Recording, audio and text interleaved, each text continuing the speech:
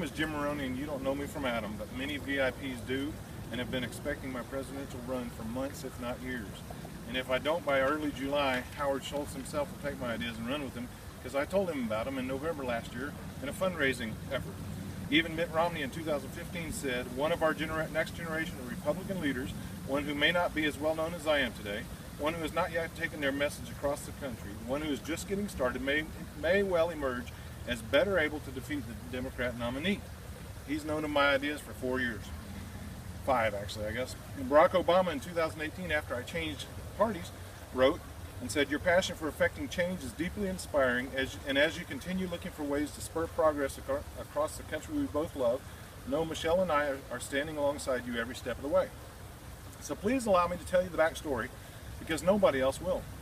In 2015, God raised me up to be the David to defeat the Goliath in the White House. This is not my opinion.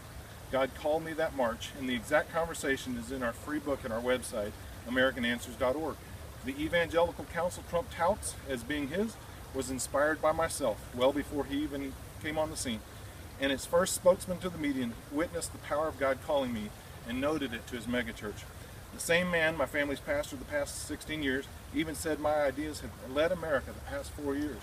Their group sought me to run for president 6 times, before Trump ran and after he won, even after I changed parties.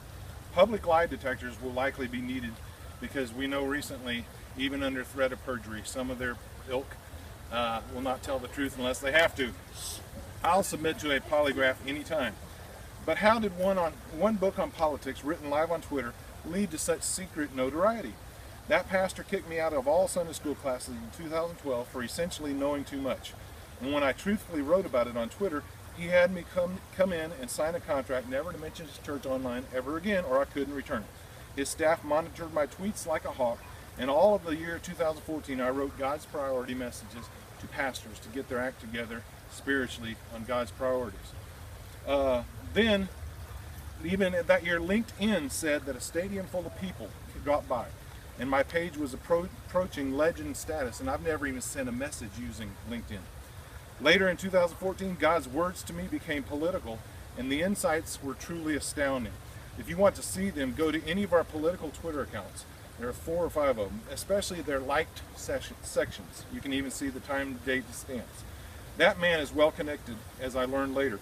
And soon after God called me, he told Republicans in D.C. about myself, as well as the nationwide famous pastors the year before, many of whom actually came to our church to make sure I was real, not just some Bosley on Twitter that's not a real person, maybe a bot.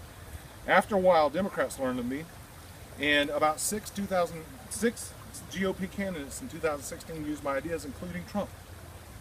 So one of them entered the race before me because he was afraid I would soak up the evangelical vote instead of him.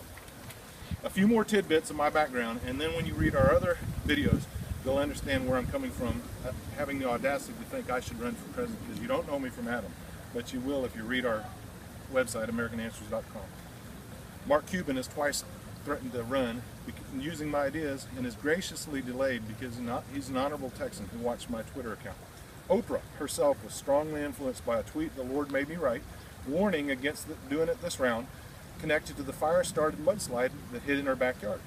And as you may remember, Kanye threatened to run. That was a result of a joke tweet where I said if popularity is all it takes, the Kardashians could be president. About 2 weeks later, he made that claim. You also recall Trump using the shithole word, not exactly that term. I retweeted a gentleman who had a wise statement, didn't ever see that his handle had that word in it, and Trump watched it and used it in the wrong way and got slammed for it, as he should. His wife has said book writers are one of her top 3 hassles, being POTUS. That is the term I use to disclaim my Twitter account. It's been there for 4 years. And also, he is trying to undo a Supreme Court case where it makes it easier for public people to sue private people like me at a lower standard, because he hates what I wrote in the book called Christians for Trump. Has got a Democrat or Republican at my website.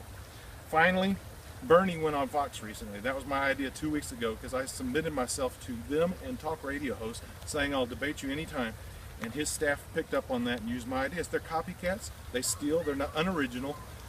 And even Elizabeth Warren said Democrat candidates should not take money from billionaires, because she knows of my connections.